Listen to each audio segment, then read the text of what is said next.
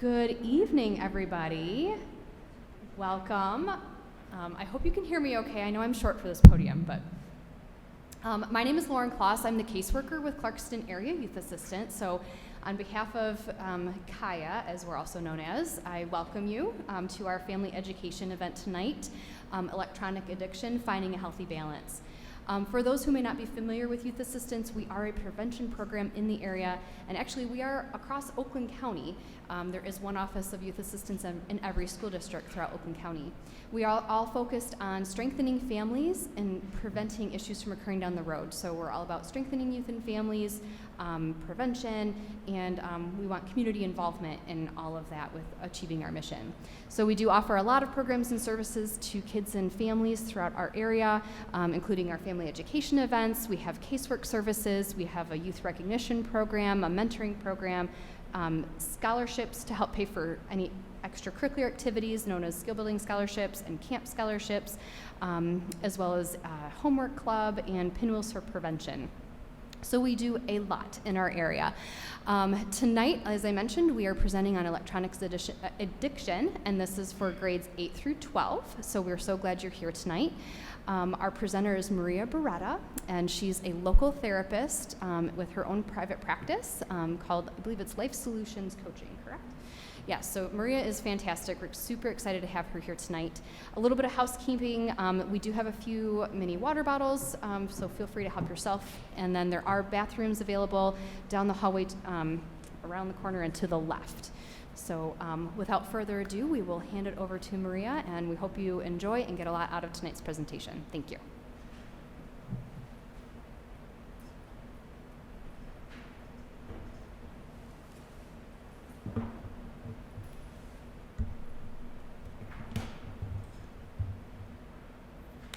Hi everyone, and thank you for being here tonight. How are you guys doing? Pretty good? Awesome. Okay, well my name is Maria Beretta, and I'm a parent also to a boy who's in Clarkston schools, and I'm here because of Kaya, who they do an amazing job. I spoke a few years ago on them, on topics for the community, and they do just a wonderful job at really giving information to people that's really, really helpful in the community, and they're just amazing women, so thank you. Thank you both. I want to ask you guys first, before I go into why I'm here. I'm here because this is a super important topic, and I'll go into details as to why it's really, really important, and the importance of you being here today.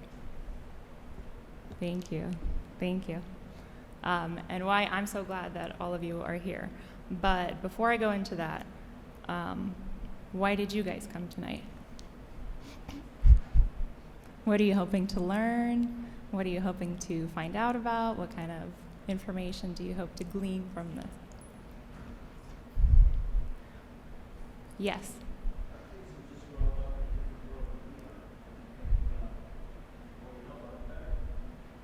I agree with you. Yep, it is a very different world than one that we've seen before for a variety of reasons. So that's a very good point, a very good reason to come. Well, why don't we just take a second to look around and introduce ourselves to each other. If you guys wouldn't mind, just look over to the person next to you or to the table next to you and just say hi, make eye contact in real life.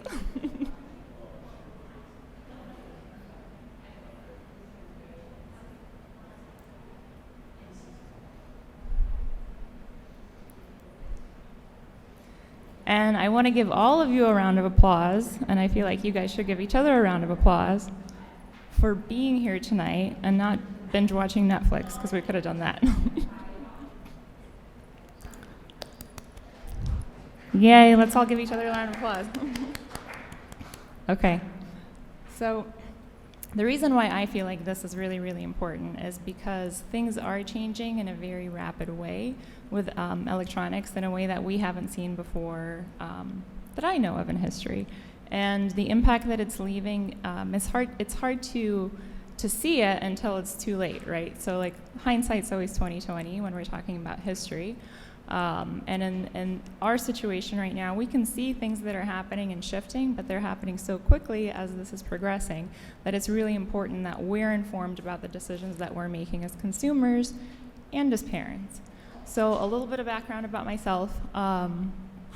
I have a private practice here in Clarkston. I've been in private practice for 6 years, and I love what I do. I actually started on this journey when I was 13 years old. I was bored one summer, and like a normal 13-year-old, I decided to take college classes. And one of those college classes was psychology, and I fell in love with psychology, and it's been 21 years, and I haven't looked back, but I've done a lot of trainings all over the world, a lot of different approaches to understanding the mind. I do see it as the final frontier in terms of our bodies. It's the thing that we know the least about still, but we're learning more and more all the time, and because of that, I continuously grow and learn in this field. So the information that I'm going to be presenting to you tonight is the most recent information that exists. It comes out of researchers in universities like Stanford, and it really warrants our attention because as much as I love college, I graduated from OU with a master's. I went to UC Davis for my undergrad, and then I also have another degree in childhood education. And as much as I love college, I really do. I love school. But it's not even keeping up with how fast things are going right now and moving in terms of research and development and just getting that into the textbooks as quickly as things are progressing and as quickly as research is happening, which is a great reason to listen to podcasts.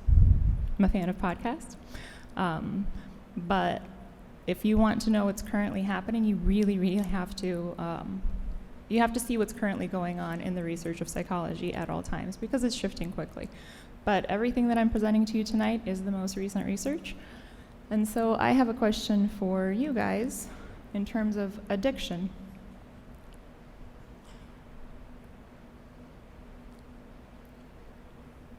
Well, you'd answer that question a little bit for us, but is there any other reason that anybody came here tonight that we haven't mentioned so far? Yes.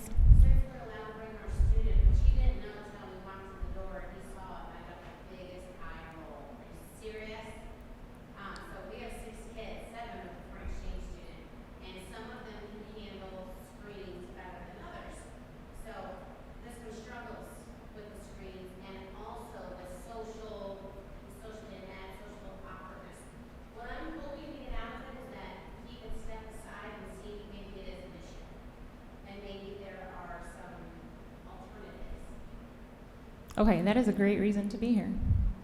And I feel like the more that we learn, the more we can help others too and recognize it in others. So thank you for sharing that. I appreciate it. So do we know, if we can look at our neighbors again that we all just met and have a little quick chat to say, what is addiction? What do you guys think addiction is? When you think of addiction, what do you think of?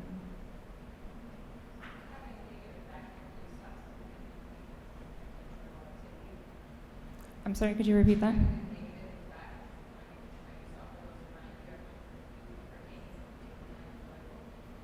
So having a negative effect on those around you when you partake in something you find enjoyable. Or on yourself. Okay, that's a great definition, thank you. Yes? Not being able to stop something even when you know like there are consequences. Not being able to stop even when you know there are consequences. That is definitely a component to addiction as well. Yep. Go ahead in the back.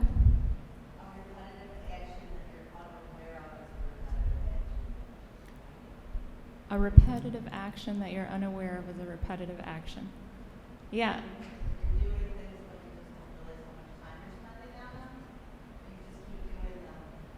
You never really think about what you're doing. That is a really, really good point, and that gets a little bit into a couple different areas that we'll cover tonight. One of them is time distortion, and that definitely happens.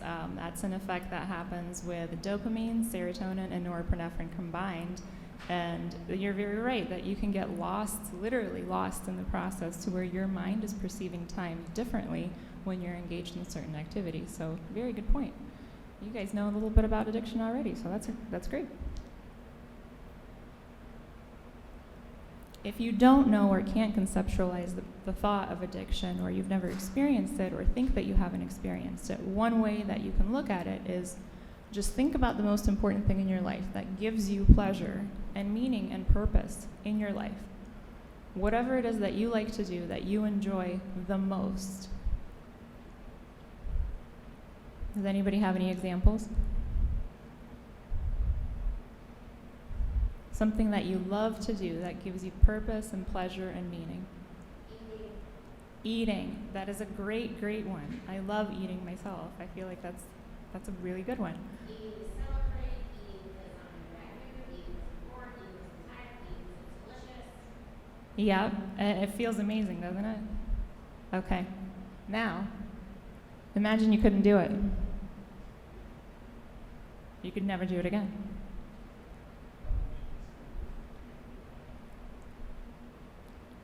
So that's kind of how it is with addiction, is when you are consumed with something and then you can't do it anymore, you go through a process, a mental process that exists.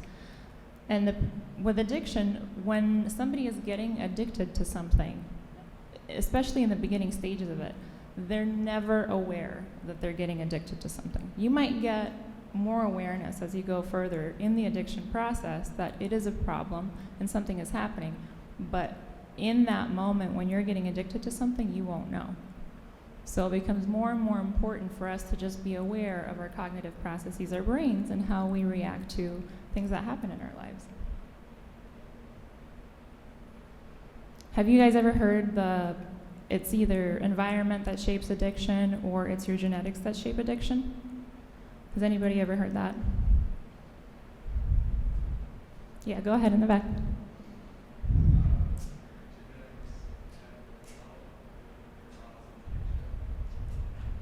You're saying genetics definitely help with the cause of addiction?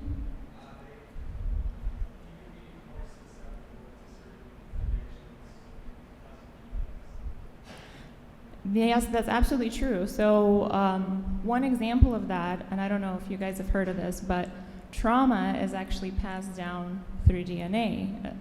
U of M just recently discovered that. So in studies with mice, they saw that a mouse can go through trauma, and then the DNA of its offspring and that offspring's offspring is actually changed because of that trauma. And I don't know if you guys know, but trauma and addiction a lot of the times go hand in hand. But really, we're all wired for addiction, and it has nothing to do with being weak. It has nothing to do with our brain being incapable. It's just the way that our brain is wired makes it susceptible to addiction because of the neurological processes of our minds. So all we can really do about it is just find out more about it and then know how to curtail it and stay on top of it. And the more that we're able to do that too is when we realize something in ourselves, we can help other people and realize it in others. So the definition of addiction is the fact or condition of being addicted to a particular substance, thing, or activity. And being addicted could really be that you're addicted to something in particular. It could be a person, it could be a behavior, it could be something that you enjoy doing, but the process itself doesn't really change, whatever it is that you're looking at. If addiction is there, it's there, and it can impact anything in the way that you interact with anything. But some things are much more likely to elicit addiction, and those things are the ones that release the most dopamine. How well do we know our mind? Does anybody here think they know themselves really, really well and their mind really, really well? How about 20%? Does anybody think they know themselves at least 20%? Yeah, I think that's fair, right? Like 50%? Yeah. What about 100%? Well, and I think that it's kind of impossible to know yourself 100% all the time. And in part, that's because our brain is busy taking care of stuff for us. Like, we're not thinking about how we're converting oxygen into carbon dioxide, right? But we're doing it. We're not thinking about how we're digesting food, but we're doing it. We're not thinking about all these different processes that are happening all the time. They're just happening. And that's great, because I wouldn't want to think about all that stuff. I'd rather be busy thinking about the stuff that I want to think about. But the same is true for other processes that are happening. So our dopamine factory and the way that we respond to things, that happens whether or not we're thinking about it as well. So dopamine is known as the pleasure molecule, but it's also known as the motivation molecule. And it is what inherently drives addiction. The more something creates dopamine or elicits dopamine in our minds, the more addicting it becomes. Have you guys ever heard of anybody being addicted to vegetables? Cardboard boxes? No? They don't really produce a whole bunch of dopamine, and that's why. But what about TV? What about our phone? Right. So then it becomes a different story. The reason I have the little slot machine up there is because I don't know if any of you have ever been to a casino. How many people here have been to a casino? Okay, have you guys ever seen a clock inside a casino? Do you think the people that are there have a hard time or an easy time determining what time it is and how much time has passed? Yep, they have a hard time. And there's a reason as to why there's no clocks in casinos. There's a reason as to why more oxygen's pumped in. But also, if you look at just the way that a slot machine looks, you pull the lever, you go like this, and things change in front of you very, very swiftly, right? So it's constantly keeping you entertained through that process. But isn't that what swiping kind of looks like? You guys notice that? If you're ever on social media, or you're looking through your phone, you're constantly swiping and swiping and swiping. So it's very similar in the process too, and any kind of addictions, they're really kind of similar across the board, but it's interesting to pay attention to that. Dr. Andrew Huberman says dopamine is a currency, and it's the way that you track pleasure, track success, track whether or not you are doing well or poorly. So the dopamine part of you always wants more. It's never completely satisfied. It just always says, I want more. I want the next thing. I want the next thing. I want the next thing. And it creates a system where you have your dopamine in a baseline level, and that's what's always there. Our brains are always releasing dopamine, so it's always happening. But we get to control that baseline level. When we're practicing mindfulness and being here in the moment, we don't have to have more. We're just becoming more and more aware of what we have now. So dopamine regulates motivation. It tells the brain, this feels good, I want more. It establishes reward pathways. And a deficiency in dopamine may cause a lack of motivation and even muscle tremors.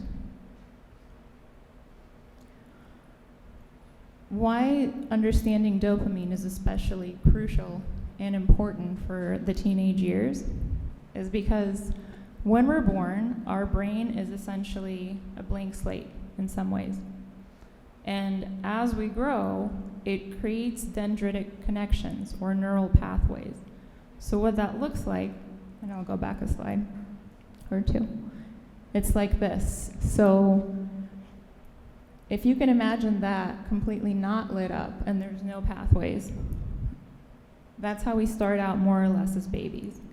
But when we're exposed to the world around us, we create these maps. And whatever maps we create from the beginning are the maps that our brains look back to see the world in the future. So whatever coping mechanisms and however we've learned how to interact with the world that we learn is the likely way in which we're going to perceive the world as time goes on.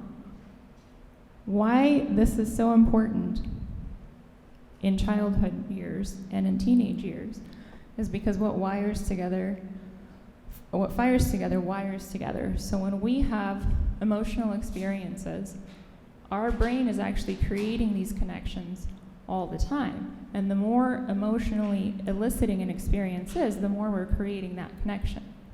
So for teenagers, especially with COVID, I mean, I know that's impacted a lot of people in different ways, but what essentially happened during that time is we were even more reliant on technology during that time. So we created this feedback loop in using technology. And now it's harder and harder to the more that we use technology, the harder it is to get away from it. And so we see that with COVID, mental health declined rapidly. And a lot of people are looking into why that is. I mean, there's uncertainty and different things of that nature. But a lot of it had to do also with how much technology we used during that time. And that created a reset in the baselines of our dopamine, which I'll get to. So with brain development and neurology for kids and teens, as adults, we get to make a choice. When I grew up, I didn't have a smartphone. I didn't have a computer 24/7.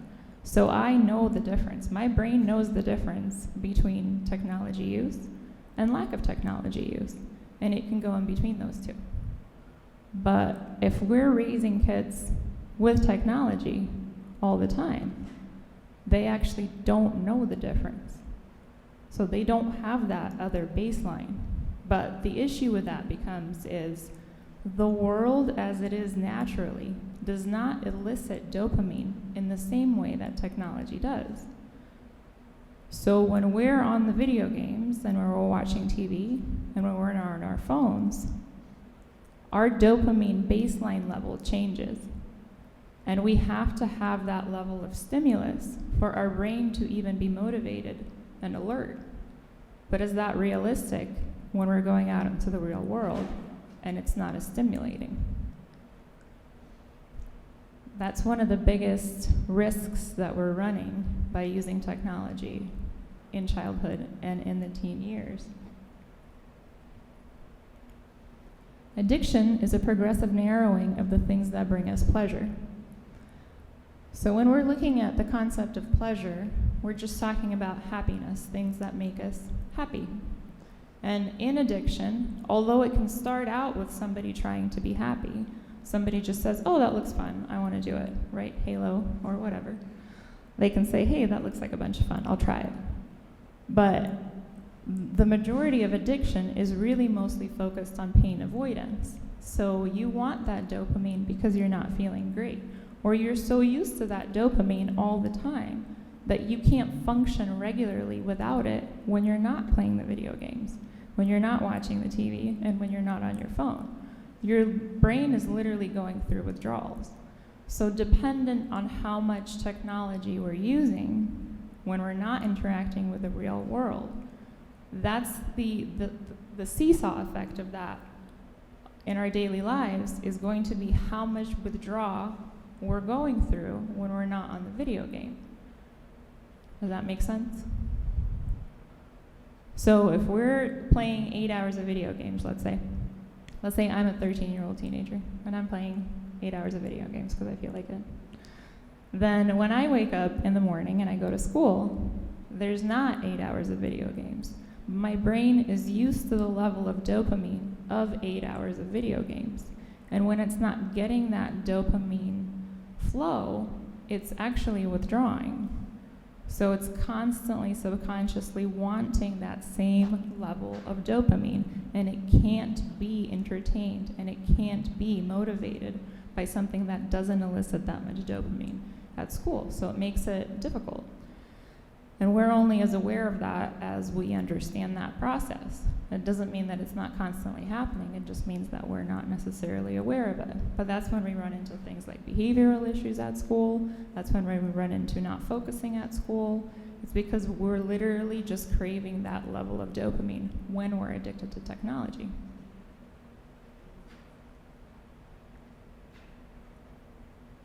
And also, for dopamine, pain and pleasure are co-located in the brain.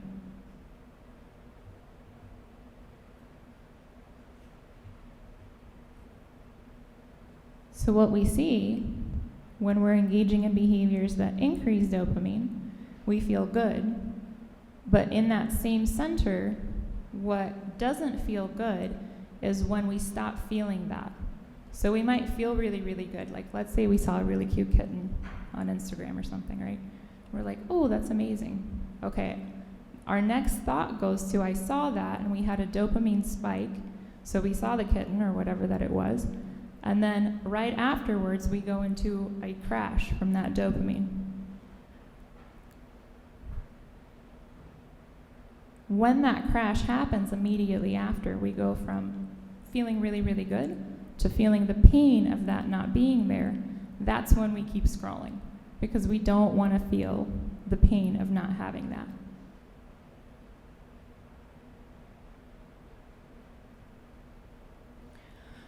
Impulsivity plays a really big part in addiction.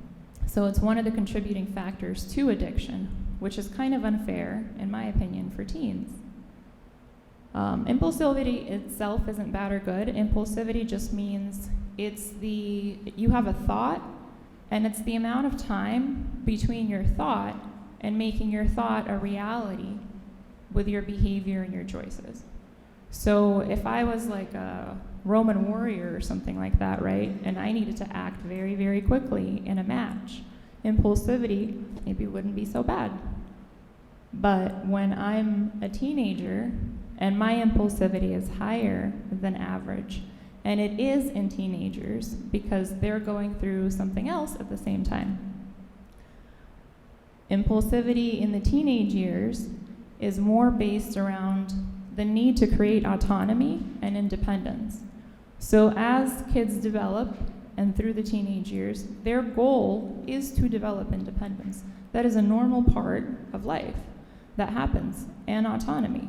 So when they're trying to do that, sometimes they're a little bit more impulsive, or sometimes they want to say, hey, you know what, I'm going to do it my way. My idea is great, and I'm just going to go for it.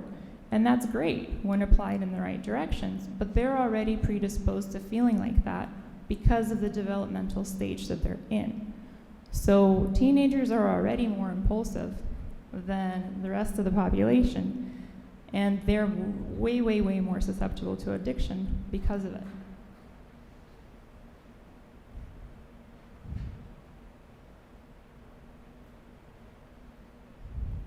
Social media itself psychologically is described as a drug because of all of the different components that go into social media and social media presence.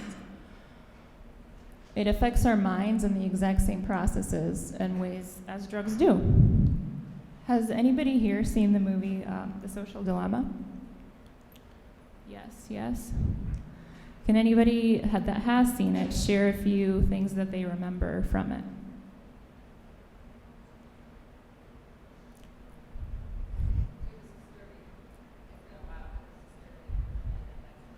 Disturbing, it was disturbing in what sense?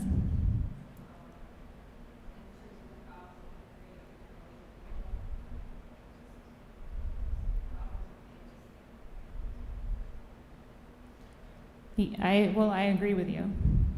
Yeah. So it does create a lot of problems, and I think if we were to remove ourselves from kind of like the pretty packaging that it comes in, the way that we're sold social media, right? And we really look at the way that it impacts us in neurological and psychological ways that translate to our health and how we're doing. You know, a great word, like you said, to describe it would be disturbing. There's another hand in the back. Yep, go ahead. I was just saying, like, how the algorithms, like, figure out what you like, you know, to give you that dopamine rush, and then it just keeps feeding it to you, feeding it to you, feeding it to you, so that you don't stop scrolling. And it wants to keep you, glued to it as much as possible. What do you think about that?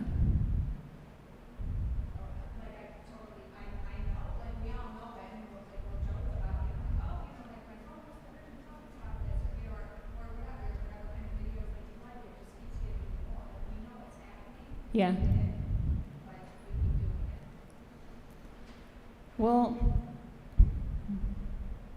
yeah, you seem disturbed by it too, are you not? Oh, yeah, for sure. Yeah. So it's disturbing. It's disturbing in a sense that if you don't know that this is happening, it doesn't stop it from happening. So the way that I like that movie, I would recommend anybody to watch it with their teens. It's very informative about what's currently going on with social media and has a lot of good research about what it does and what it looks like. And it's just one way to give information to consumers. So whether they be ourselves or our kids, our job is to give the best tools and information to our kids so they can make the best decisions. So if I were you guys, I would definitely check it out. Social Dilemma is a great movie to just understand the processes of things that we're doing on a regular basis. Anyway, we're just understanding what we're actually doing. So one of the people that was featured in The Social Dilemma is a psychiatrist who has over 25 years of experience, and she works at Stanford and does a lot of research. And a lot of what I'm talking about tonight comes from her and various research from different colleges around the world. But it's very telling about how the process really is, to your point, that it's sort of catered in a way to fit with human psychology, and it's not catered in that way accidentally. So the way in which we engage with technology and social media in particular, but many apps and things that we use on our phone, is actually designed to create that effect, that we become reliant on it. So by itself, social media, I don't consider it as good or bad. I also don't think that electricity is good or bad. I think that you can use electricity to light this room, and I think you can also use it to light an electric chair. It's not itself good or bad, it's what we do with it. So with social media, it's really our choice how we want to utilize it. So for myself, I'm not on social media a lot, just because I know the research behind it and I know the impacts that it has. But I do use it for things like community connection. I do use it for things like research on foraging, or auroras, or nature photos, or information about camping. And it's a great way, because everybody's using it, you can find a lot of community groups and you can make something positive out of being on social media.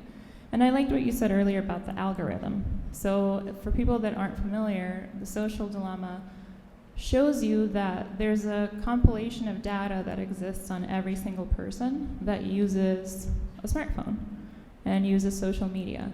And that compilation of data is designed to monitor your likes, your dislikes, to predict advertising and placement for you in the future. So it's kind of like this other version of you, in a sense, that is very valuable to a lot of companies. They use that data to be able to sell you things or to guide you into different directions when you're using the internet.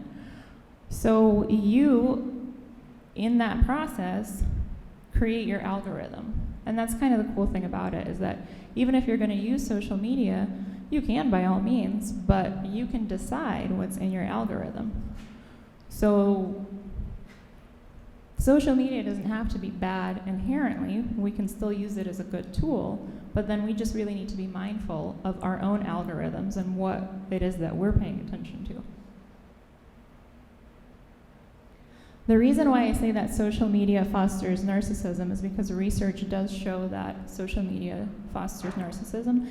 It is especially difficult for kids and teens to be on it because, again, they're at a stage where they're trying to develop their sense of self. So they're trying to feel like, hey, I'm pretty cool. I want you to know that I'm pretty cool. And that, with social media, there's no brain development yet when you're a teen that allows you to have the awareness that you do when you are an adult. Current research shows that you're not fully developed neurologically into adulthood until you're about 25 years old. So the decisions you're making when you're 13, 14, 15 are not going to be as aware as the decisions that you're making when you're 25 years old. When you're younger, in your younger years, you actually neurologically think that what you're seeing on social media is a reflection of yourself. It's a reflection of your worth. It's a reflection of reality. As an adult, you can sift those things out and realize, oh, okay, this is just one platform. But as a kid growing up, you actually don't have the neurological ability to see that in the same way as you do when you're an adult.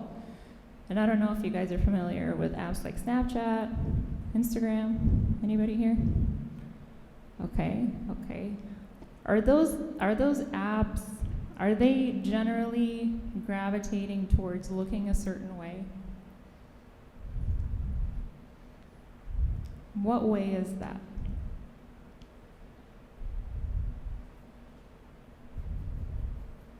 Do they promote people being themselves or the best version of themselves? Okay, and what does that mean, the best version of themselves? You highlight the positive things that are going on, things you want to brag about, or really how do you want people to see you? Yeah, yeah. So highlight your best, maybe reels, to be seen in the best light, right?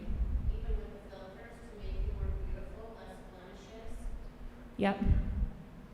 So you and I as adults can understand that's an app. I don't have to buy into that.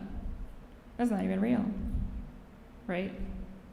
As teens, we really don't have that ability to the same effect.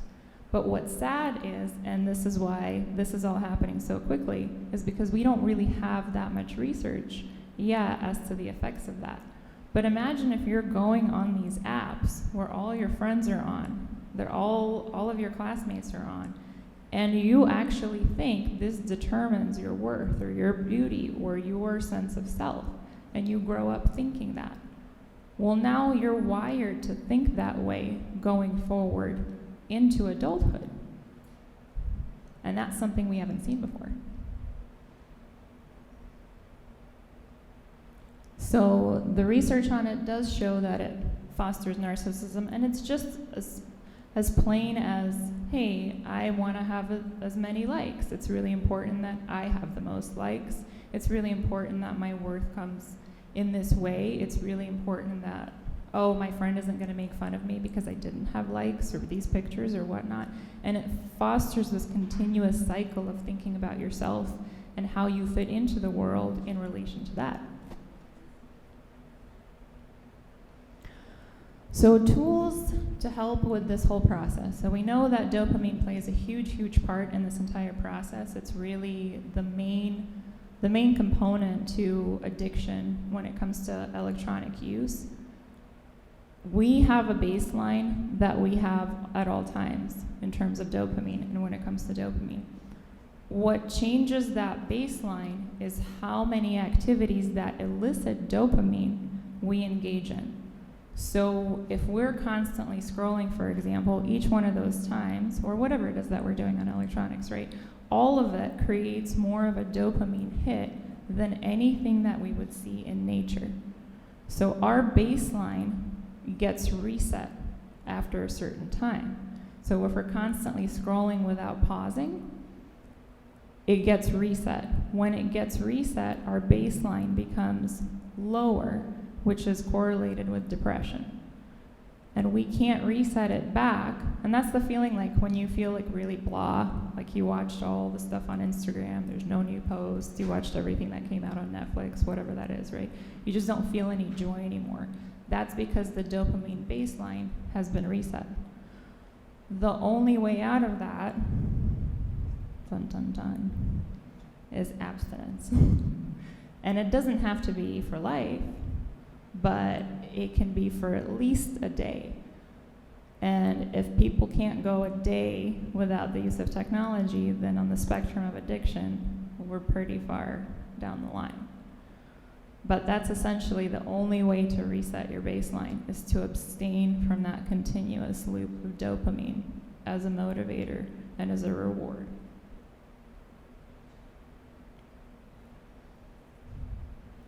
So by a show of hands, have you guys gone without a phone for a day recently?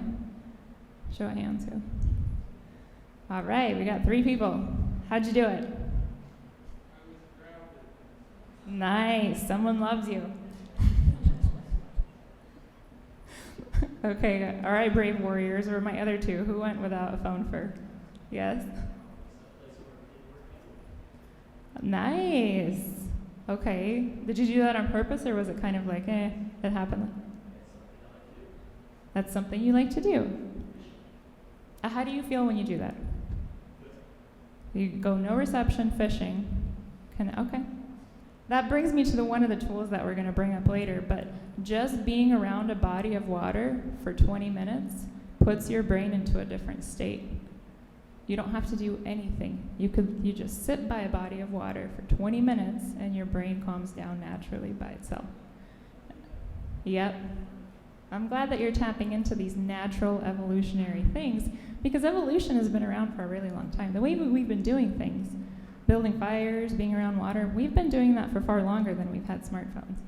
And it just makes sense that things like that calm us down. So a body of water gave us a source of water to drink, so we wouldn't be thirsty. A body of water can give us fish, right? So evolutionary speaking, it makes sense as to why these things naturally calm us down without us having to do anything.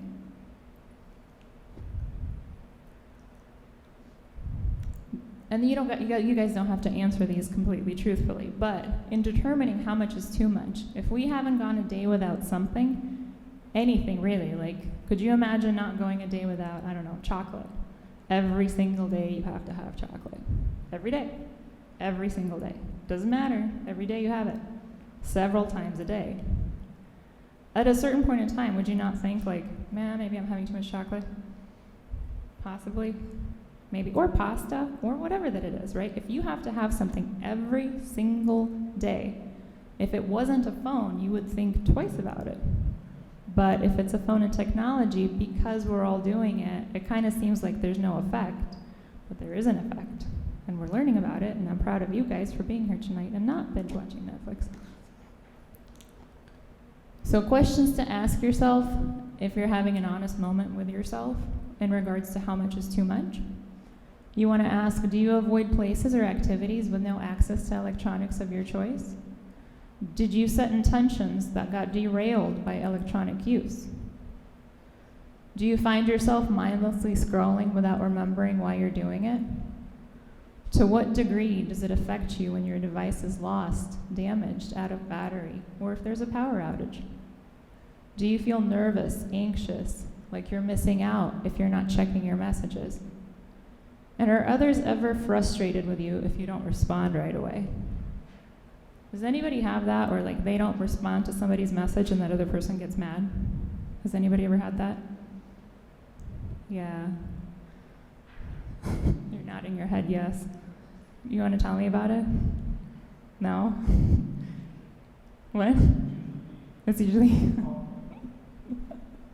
Well, it's okay sometimes to not answer, but are you still looking at your phone when you're not answering, or are you doing something else and playing basketball? Good. That's the way to do it. You want to be distracted enough from your phone and not away from it long enough to where you don't have to feel compelled to answer to everybody all the time. That's completely fine. And that's something that I see a lot in the teenage years, is that pressure for everybody to be involved in the same behavior. But when somebody's addicted to a certain behavior, that's exactly what happens. There's pressure to conform to that same activity. But you don't have to listen is the point. So in the ideal world, if the answers to a lot of these questions was yes, or I'm now realizing that I maybe have a huge problem with yes, in the back, go ahead.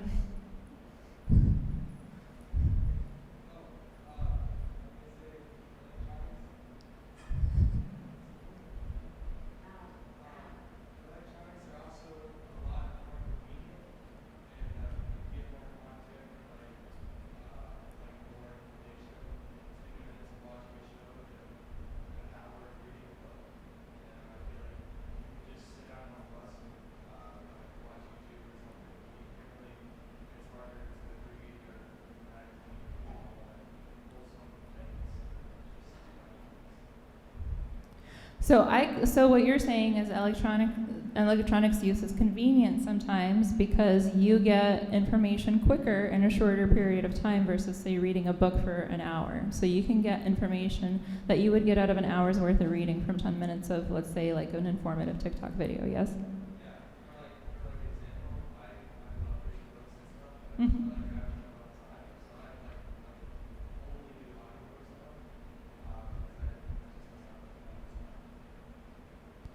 What, you only do what? Say the last thing? Audiobooks, yep. Yeah.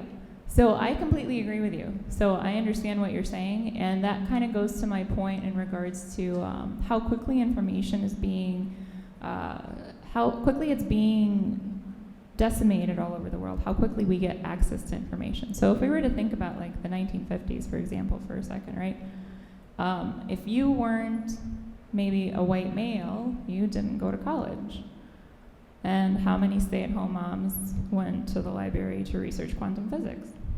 Right? So if you wanted to learn something and know something, you had to go to college, and you had to go through that process to receive that information. Well, that's not the case anymore today. If you want to know information, you just pull it up. You just pull it up. And Ivy League schools more and more are publishing all of their courses online for free. You could literally go to get and receive an Ivy League education for free online. So because information is spreading so quickly, people are taking that information and putting it together, and they're coming up with innovative new ideas. They're coming up with great new ways to do stuff. They're coming up with like all this wonderful stuff that I completely agree that you're not going to find in a book, because it has to get printed and then it has to get approved. So there's really, really, really good uses for social media and for technology. But realistically speaking, is that what we're using it for? Are we doing it to research quantum physics? So that becomes the question. You know, are we playing video games? Are we bettering ourselves? What does our algorithm realistically look like if we were to open it up? Because we're 100% responsible for it. We're the ones that chose it. So it's really just like a mirror as to what do we actually do on our phone, because it's going to be right there in front of us. And for majority of people, they're not using it in an empowering way. It kind of becomes disempowering because it has control over you, not the other way around. But it can be used for good. So if we're answering yes to a lot of these questions, we're realizing, okay, well maybe this has more of an impact on us than we realize. Then in the ideal world, just like with anything else, if we're trying to quit anything whatsoever, be it pasta or chocolate or a phone or whatever that it is, right? We're noticing like, oh, I don't really feel good without this, which means you're not really feeling good as you normally would feel if you weren't in some way, shape, or form dependent on that thing. Whether it be a thing or a person or an activity, we get our happiness out of it in that moment, and if we can't, we're kind of addicted to it. And that's why we're all wired for addiction. It's not like somebody's more susceptible to it than others, or somebody can't be addicted and somebody can. We all can be to varying degrees. And we get used to doing certain things a certain way. It's just the way that the brain is normally. So in the ideal world, if we're trying to quit the pasta or the chocolate or the phone, what we would do is we would completely abstain from it. And realistically, that's going to be hard to do. But if it came to that point, then this is what we would do. We would go without it. And in the first 2 weeks of going without something, we experience withdrawals. And they're intense. And they're going to impact the people around us. And they're going to impact us. And they're going to impact our mood. And we're not going to realize that it's impacting our mood. So if we were all to go without our phones right now for the next 2 weeks, and we haven't been used to not being with our phone for 2 weeks, we're going to feel it. Whether it's we're cranky, we're irritable, or just don't want to do stuff, or finding it hard to move around. Like, those are the symptoms that we would be experiencing in those first 2 weeks. Whether or not we realize that's withdrawal, and that's what it looks like or not, doesn't matter. We would still be going through it because we're humans, and that's anatomy and biology. So the first 2 weeks would not be great. But if somebody were going to try to do this, I would encourage to inform other people around you that you're taking that step and saying, hey, I want to step a little bit away from technology, or I want to step a little bit away from my phone or video gaming or whatever it is.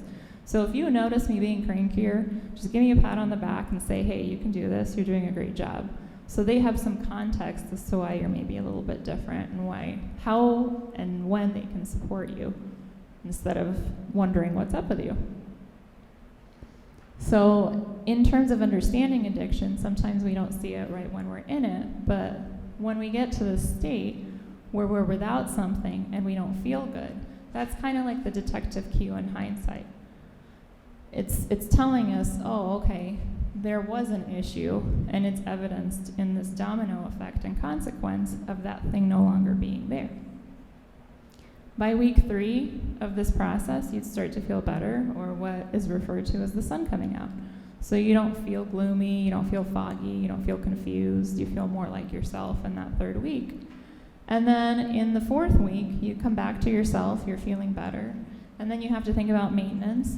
And what I refer to as don't scratch the itch is you don't want to go back to whatever it is that you were doing. Like sometimes what happens is like when a mosquito bites us or something like that, we're trying not to itch it, try not to scratch it, but then we go to sleep and we fall asleep and like we end up doing it in our sleep anyway, or like half asleep, right?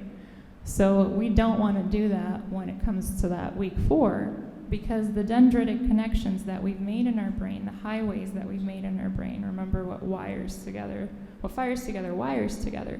So our brain is used to predominantly doing something that we've been doing. So if we're using a phone every single day, that's the map that it has. It doesn't have a map for we're not using the phone every day. We're just creating that map. And it's going to go back to whatever it is that we're most used to if we were to go back to that behavior. So in that initial time, if you're cutting back down on something, it's just imperative to remember, okay, I'm creating a new highway. I'm creating a new way of going around things. And so the longer that I'm able to stay away from it, the stronger I become at being able to do that.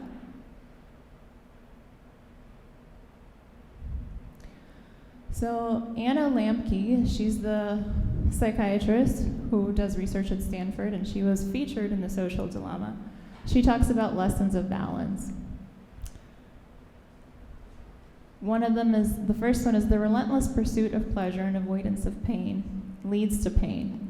So when we're continuously trying to feel better, yes, go ahead in the back. On the previous slide, when you're talking about, thank you, the withdrawal, so it's 21 days to create a new habit.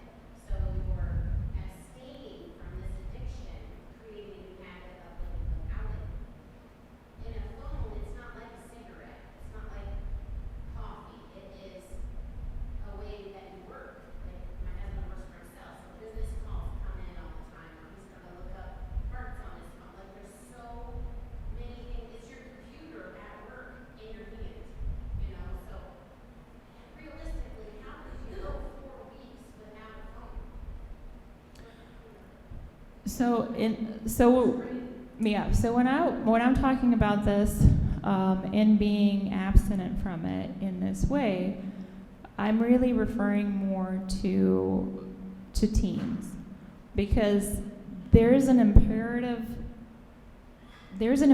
importance to brain development that we don't see as adults. When we get to be adults, and we've already had the benefit of growing up without smartphones, our brain's already developed. It knows how to do both. It knows how to go here versus here, and it can make those choices with a higher level of awareness. It just can, because we know both and because we know how to self-regulate without it. Now, we still get caught up in addiction with electronics use because electronics use is designed to be addicting. It is literally designed with our psychology in mind to be addicting. So in those scenarios, we can still discipline ourselves. So what we do is we break up the dopamine pathways. If you're constantly getting those dopamine hits and you're sitting there and you're going, okay, right now, around this time, this is what I do. I just sit here and I mindlessly scroll, right? Those times can still be curtailed. You can still say to yourself, okay, right now I'm giving myself 5 minutes in this hour to look up whatever it is that I want, but that's it.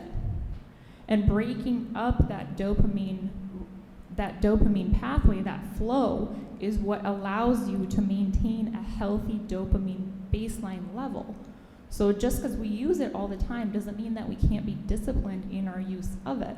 And then also, whatever it is that we're pulling up or we're looking at on electronics or social media, we have all the choice over that.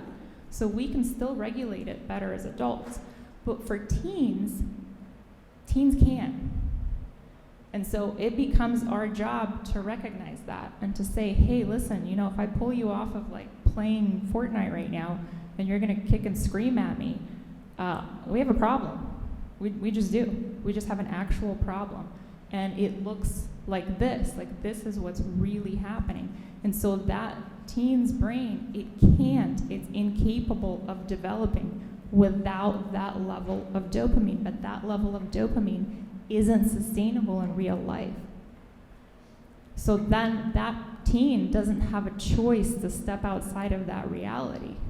And that's kind of the scary part. Yeah, go ahead.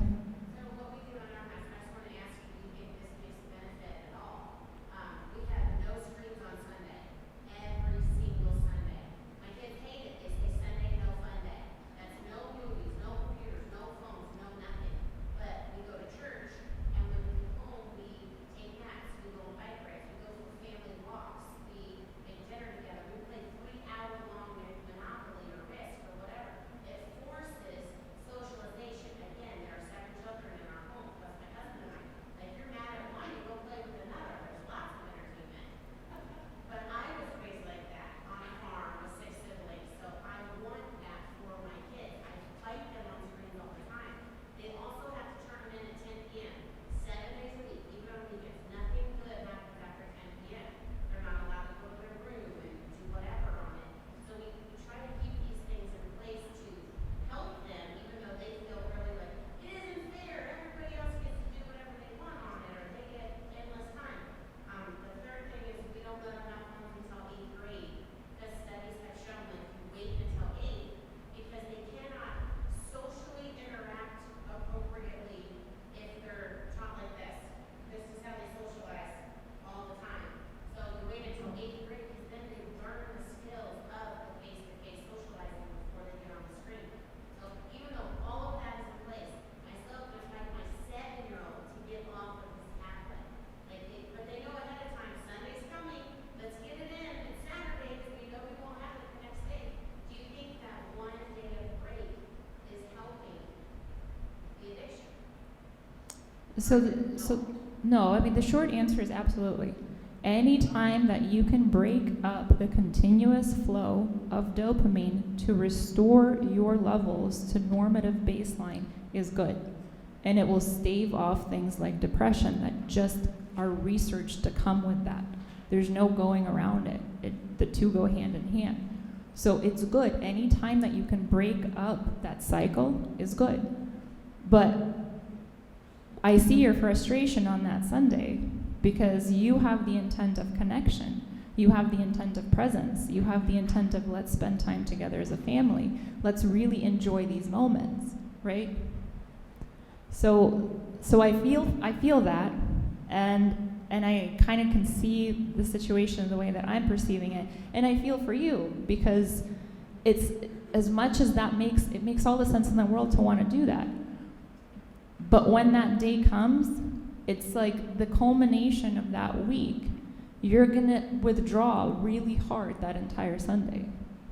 So your brain can't actually be present and in the moment on that Sunday because it's withdrawing from not having the technology.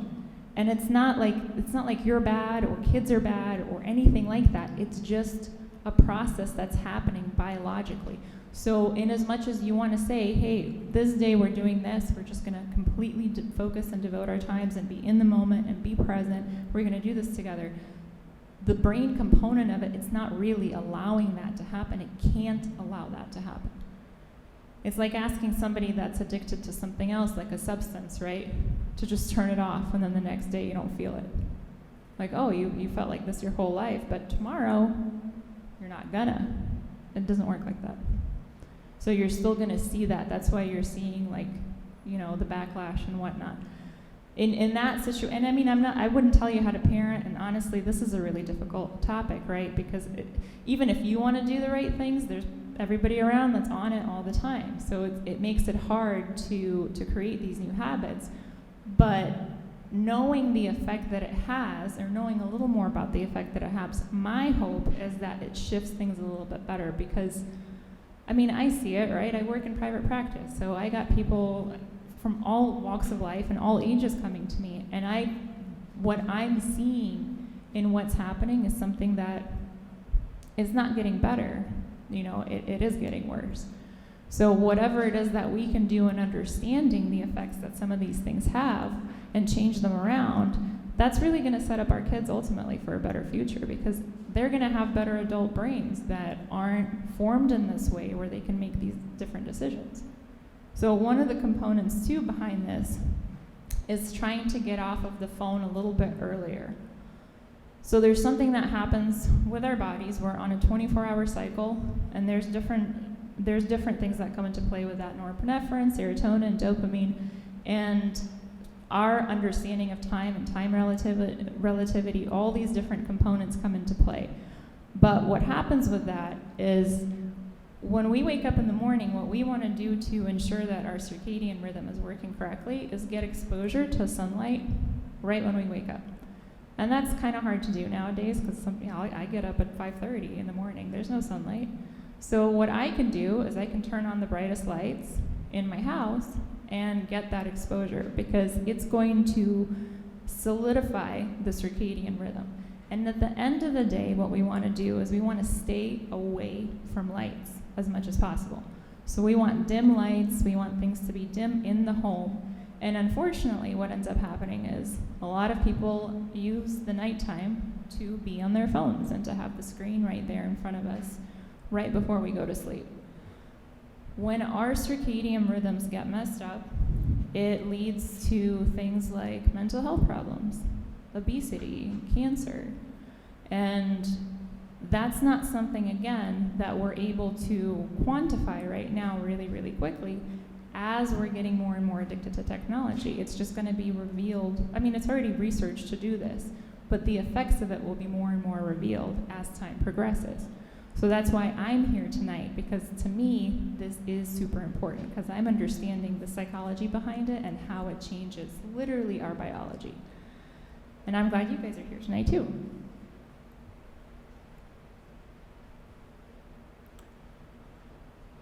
So then going back to this model, which I really see more like for kids and teens. And again, it's not because I'm mean. I love kids and teens. I was a preschool teacher. I absolutely adore kids. I think they're great. I think that we are responsible for giving them what they need to be their best selves. I mean, kids are ultimately, they are the future. They literally are the future. So whatever it is that we can understand as adults and setting them up for the best possible outcomes in their lives, we need to do that. We're the ones that are responsible for figuring that out. We can't sit back while a kid tells us, oh, come on, everybody's doing it. I want to be on the phone, right? And we're going to be that parent that's, well, okay, I don't want to make you feel bad. I guess everybody's doing it. You know, I want to be the nice parent. But a lot of people, honestly, they just don't know. You know, and if a lot more people knew the impact that it's really, really having, it would be different. Just like before, doctors used to recommend things that they don't recommend now. We didn't know back then, and now we know, and we don't do it anymore. But that doesn't mean that this process isn't happening. There's on one of Dr. Huberman's labs, there is somebody that he mentioned that works as a delivery nurse in a hospital, so helps deliver babies. And he's noticed over the years a new trend where the moms won't deliver without their phone. If it's not in their hands, they just don't feel comfortable delivering. And that kind of sounds wild, right?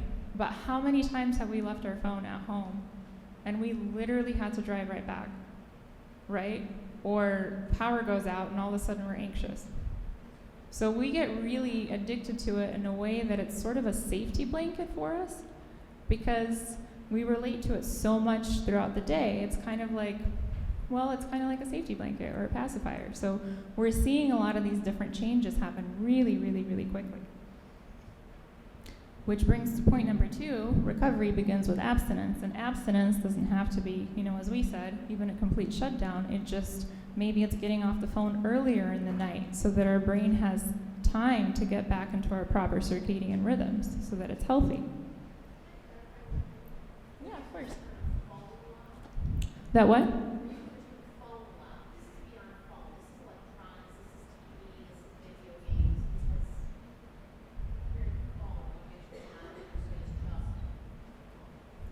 Yeah, it's not just phone. I mean, I think that's the predominant thing that people use because unlike an Xbox, a phone goes with people everywhere, right? So you're not going to bring your TV to Kroger, you're not going to bring your Xbox to the dentist's office. So the predominant thing that people abuse is their phone where they can still stream the Netflix or they can still play the video games on their phone.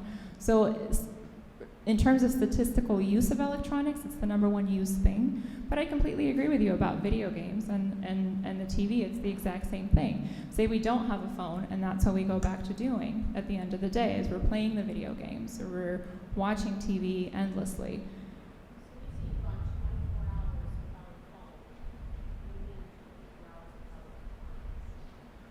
Yeah, 24 hours without, right. So, well, and it's whatever it is that, it's whatever it is that impacts that family. Like some people don't play on the Xbox and some people don't, they don't want to watch TV. They would rather I see a lot more and more kids, they're just on their tablet.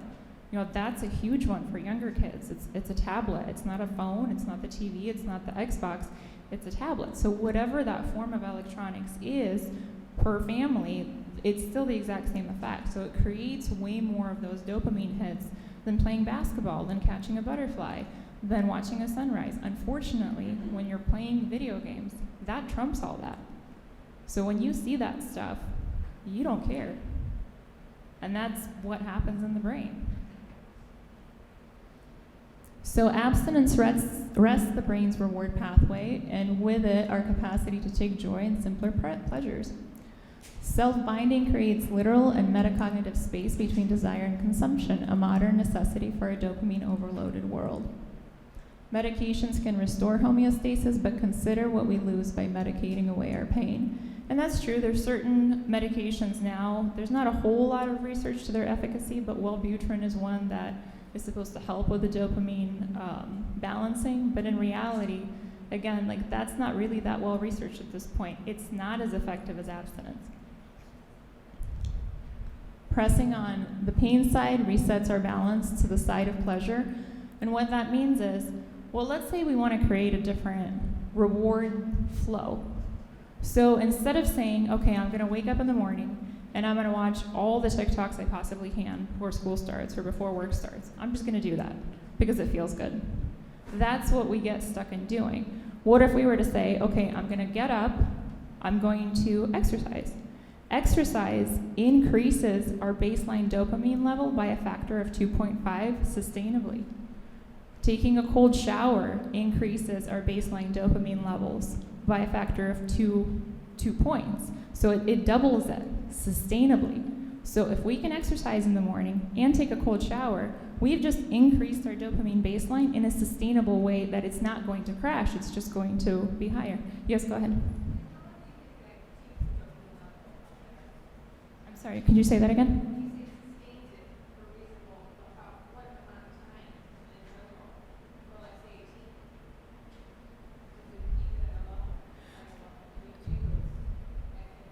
Yeah, so it does. So we always have a baseline dopamine level. It's not something that we have or we don't have. We always have it. We're always reacting with with dopamine to certain things around us. But our baseline level gets skewed. So the more that we expose ourselves to things that give us dopamine, the lower it becomes. Now when it's down here, this is correlated with depression. And this happens because we overindulge in things that are dopamine prone. So that really is the biggest problem, is that we have too much of stuff that gives us dopamine hits. So if we were to get up, we can still have the exact same level of dopamine if we get up. We just get up, we exercise, take a cold shower, and then for 10 minutes watch the TikTok videos. Now you've created something that isn't addiction-based. You've created natural baseline dopamine levels that are sustainable, and they won't get reset into this place that causes depression. That only happens if you're just constantly seeking that dopamine without any, to that point, pressing on the pain side. That's what it means. It's not really you're pressing on the pain side, but if anybody's ever worked out or taken a cold shower, I mean, it doesn't feel like pleasure necessarily, right? So it kind of feels like that feeling of oof. But then it actually increases your baseline dopamine levels.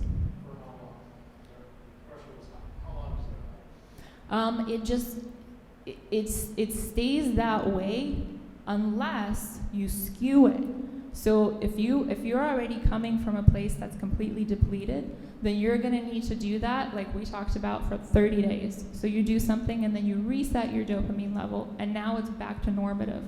So if your dopamine level's back to normatively where it is, minus the technology, you're good to go, unless you overindulge.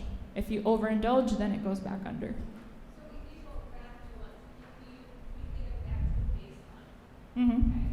And then you have to say, practice so much for a social life. So if you want to say, okay, I want people allow them to be exposed to some sort of game or screen here after we give them the baseline so that they can be involved in that social world. And if so, how much? Okay, so that's a much better way of doing it. So if people could indulge in technology in that way, it would be amazing. But most people don't, they go straight to it. But the other component is what you just mentioned. Okay, when you say that they're socializing or they're getting their social needs met through technology, what do you mean?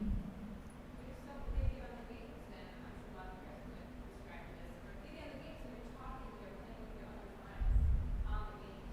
So it's a social setting, even though they're in your houses. It, How big of that is the process right now? They're texting, they're playing, they're snapping each other, they're playing a game together. They're beating on stuff in some cases.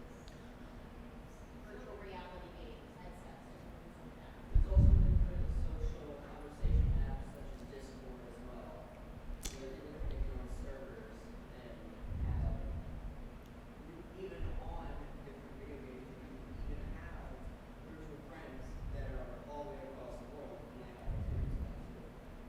yeah, you can. So there's different things like VR chat and all these different things that make us feel in the moment less isolated. They make us feel connected. They make us feel social. Research shows that it doesn't actually increase your level of feeling more connected. And the more that you use things like that, the more isolated you feel over time. These sort of like Nick was saying, they have these games and they're talking about it, or they seem to sometimes. They're talking about the game. So to not be involved in the game that all your friends are talking about, it doesn't go well.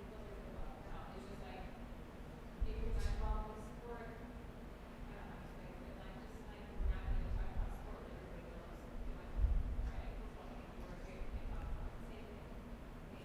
So how do you pull it back in slowly, not pull it back at all? After you do it, you're getting how does that work? Well, ultimately, like I said, there's no one answer to any of this because it is hard. And we're at a point in a society where you kind of, even if you want to, you're going to find it difficult to go out and play basketball with anybody because there's nobody there, right? So then I think it becomes a moral dilemma. Like, what do we want to do about it? Do we want to, as a community, say, okay, from 5 to 8 or whatever, there's zero technology in the house. That means you're going outside. If an entire city did that, we'd have a very different city, right? So from 5 to 8, we'd see kids playing. And then they could have that hour of technology that's not going to cause a huge impact on their brain development. And we'd see a better community. We'd see better futures for those kids, right? But it's that, oh, okay, well, if I do it, nobody else is doing it, I guess I might as well just do it. And right, I'm not judging it from any perspective. I'm just seeing the consequences and the fallout that it has, and then I know the process that's happening underneath all of that, and kind of what we expect to see as a result, and what we are seeing as a result of that.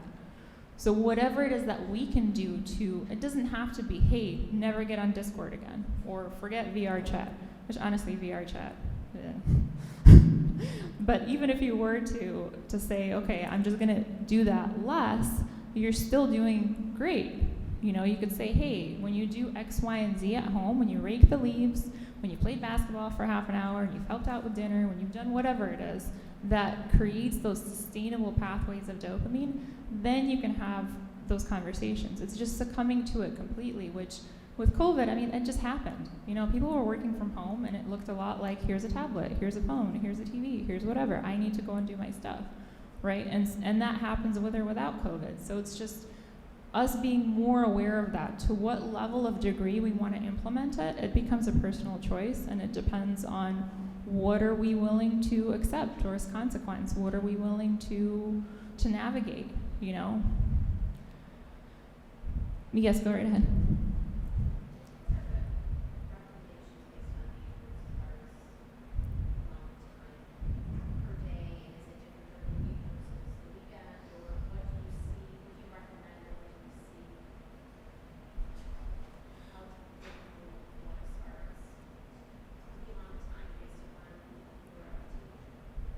So, I mean, that really depends initially where your baseline was at, right? So if we're talking about a baseline that's more or less normative and not impeded by technology, then you have one answer. If you have somebody that cannot do, will go into a tantrum or whatnot, then the more intense the reset that you create, the faster it gets your dopamine to functioning normatively again.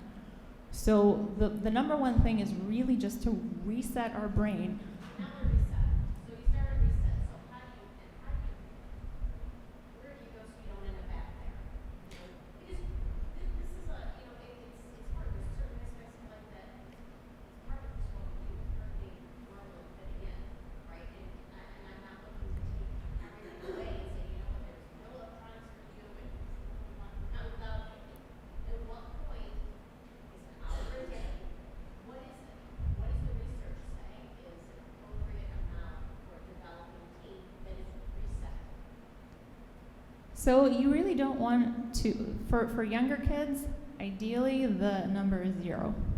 When you see the consequences that technology has in terms of brain development for kids that are, let's say, under 8th grade, you know, but really like the younger they are, the less technology that you want. As they get a little bit older into the teenage years, if you don't want to see that effect, you've got to compute it in this way. So let's say you get home after school, it's 4:30, right? When does a child typically go to sleep as a teenager? I'm going to say 10 because I'm thinking about it optimistically. Right, so you have, let's say, like 5 hours. Okay, minus going to the bathroom, whatever, right? So you have 5 hours. In that 5 hours, you've got to manage to do a few things. You have to do your homework. You have to eat proper nutritious meals. And let's say you've got to balance out dopamine, okay? So whatever it is that you're doing on technology is going to have so much more dopamine attached to it than anything else that you're doing. If you're raking leaves and you're going from 3 hours on video games to raking leaves, you are going to absolutely despise raking leaves. You will hate it. You will want to kick things. You will get so frustrated. You will get livid.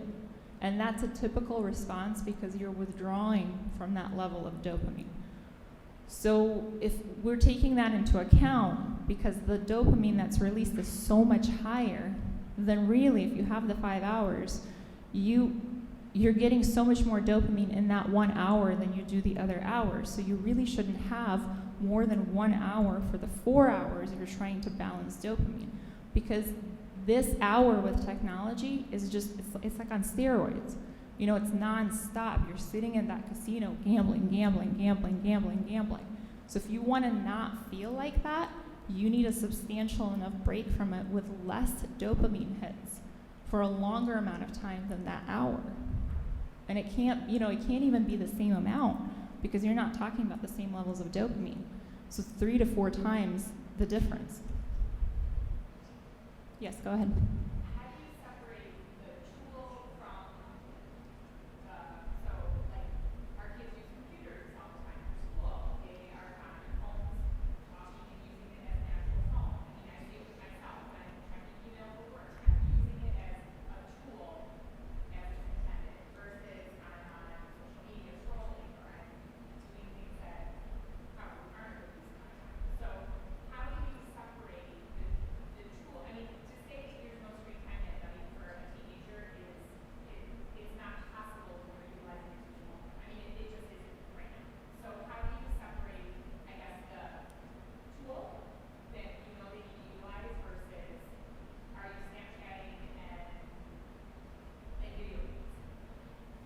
Yeah, so that comes into, so the factor of self-discipline comes into play in a big way for that one. There's also something else that happens. So we have these 90-minute rhythms that our natural hormone and dopamine levels go through. And there's a lot of science about when your brain is more active and more able to do things, but you can also use tools like these rhythms to determine when you're actually going to use something for that reason or not.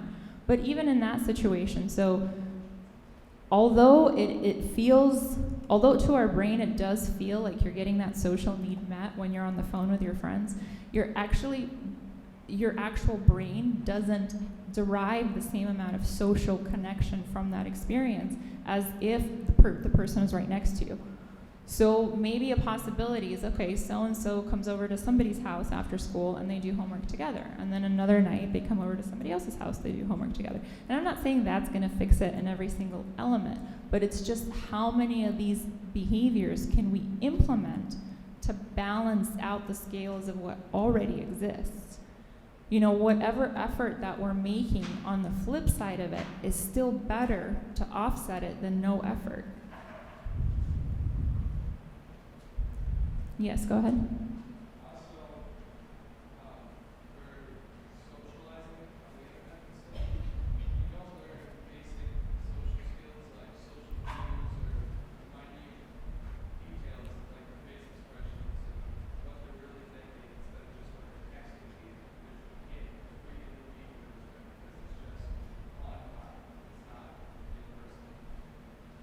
That is a very beautiful point. Thank you for saying it. That's absolutely true. 70% of our communication is nonverbal, which means you're missing out on 70% of that experience. But what I guess is the worst part of it for me, looking at it from the neurological development side of things, it's one thing if we're making that choice as an adult. It's another thing if we're only understanding social interaction through text as our brain is developing. That means as our brain is developing, it's not developing in a way where it's seeing those nonverbal cues and is not able to recognize them later. So that's the problem. That's the biggest problem that I see developmentally for kids. And I'm going to go into it. I know we're looking at the time, but yeah, so I'm going to be doing another presentation next week for younger kids where I'm going to talk about more of the rhythms, like the 90-minute rhythms, and how our own hormones and different things come into play, when we can implement technology in a safer way during what times and what times we can't, how information's actually distorted in terms of the things that is available to kids that a lot of parents don't know about and don't pay attention to, and the way that works. So there's a lot more to this puzzle, and the effects that it has are pretty staggering in terms of what we're seeing. And I get that it really is a difficult thing to try to fix. You can't really fix it all in one go, but you can't with anything like addiction or anything like electronic use. You can't fix it overnight. You can just, what I like to say is you're trying to balance out something that already exists. So you have something happening, and whatever it is that you're doing on the other side of that seesaw to balance that scale, you're making the chances of things working out for the better for your kids and for you higher. Not doing anything just doesn't create any of that offset. And so we're going to be hit with the consequences of whatever that is harder.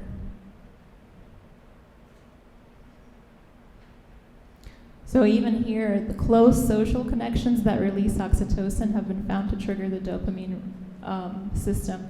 And that's done in a natural way. So when we're spending time with one another in close proximity, and we're actually taking the time to have those connections, when we're saying, hey, you know what, let's go and play some basketball, or let's go and take a hike around the lake, or let's go and watch a bonfire together, let's go sit and do that together. We're actually restoring our dopamine baseline levels and giving ourselves that feeling of closeness that our brain needs and that it wants, because we are social creatures at the end of the day. We need social interaction, but we don't get it at 100% capacity when we do it electronically. And that makes us want to do it more and more and more, because we're still seeking that connection. We still want to connect with our friends socially. We just can't. in the same way that we would if we were to do it in person. So what we can do is, when we're taking walks, exercising, scanning, these are some survival and self-preservation mechanisms that have evolved over thousands of years of evolution. So why walking, and neuroscientists attest to this through research, why walking outside actually helps our brain to self-regulate is because as we're walking, we're scanning our environment. Our brain isn't designed to keep us happy. It's not made that way anatomically. Our brain is formulated in a way to keep us alive. So when we do things to keep us alive, it actually calms our brain down. So that's why offsetting with something like taking a walk for 20 minutes can help to restore those levels. And as you're walking, you're actually scanning side to side, which is what we've done over thousands of years of evolution. And when we don't do enough of that, when we're sedentary and we're just sitting on the couch and scrolling, it doesn't have the same effect as going from side to side where we're scanning our environment.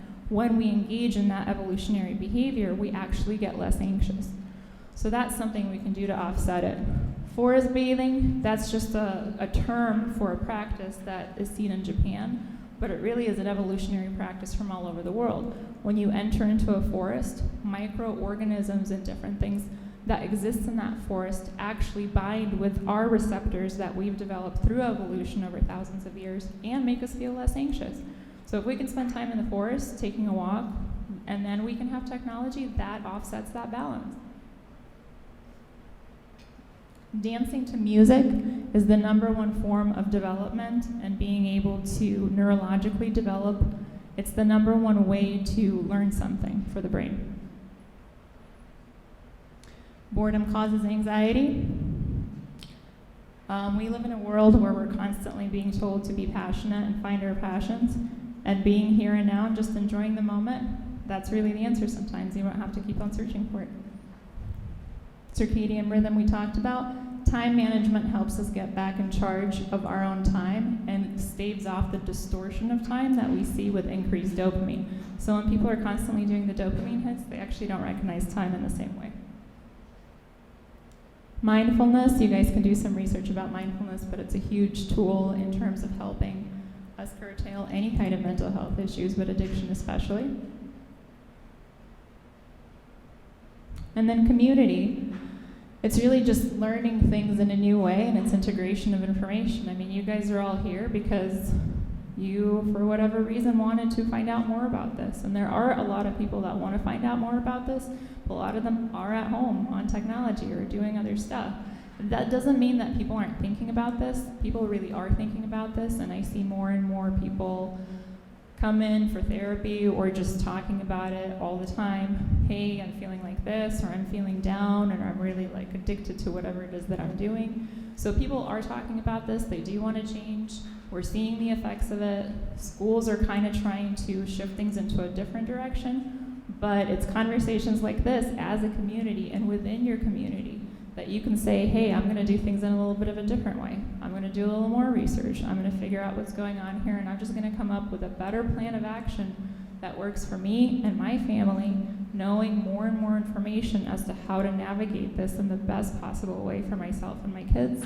And then they can share it with their friends. And you know, the kids are great. They really listen to each other. They really do. And when they care about each other in this way, and they can say, hey, this is not okay, this is really hurting me, or hey, we can do this, and then we can become healthier adults, they'll listen to that. I mean, I have a son, and I've seen him have conversations like that. Kids really pay attention to that because they feel cared for. But it all starts with what we're doing tonight. So we're just learning more about it, and learning more about tools, and then making different decisions in our lives for our kids that are better. So I appreciate all of you guys for being here. And even if it's just one tiny change, if you can notice something and you're seeing your child, they're maybe like not engaged, or they're not motivated, they don't look as happy, they're not looking like they want to be present with you as much, think to this as a possible reason why, and then just try to implement something different. You know, that's how we get different results, is we just look at a situation and experiment with it and say, okay, maybe there's no technology for 2 days in a row, right? Maybe like Saturday, you got all the withdrawals out of your system, and then Sunday, Maybe you're feeling a little bit better to participate, or maybe it's just a little bit less every day. Whatever feels right for you, it's just, even if you do one thing slightly differently, it will still help to balance the scales in the right direction. So I appreciate all of you guys being here. And then I'll see less people and work myself out of a job, which is ideally what I want to do, have everybody feel better. So I appreciate you guys being here, and then whatever you can share, change, by all means. I'm going to be doing this presentation next week, but for younger kids, and then I'm going to be touching more on the rhythms and the hormones and 90-minute increments and the 24-hour cycles, and then also what kids are actually seeing that parents aren't aware of in terms of YouTube videos and different things. And there's what actually exists out there and why and how it's impacting, especially the younger kids. So I appreciate your time. Thank you very much for coming.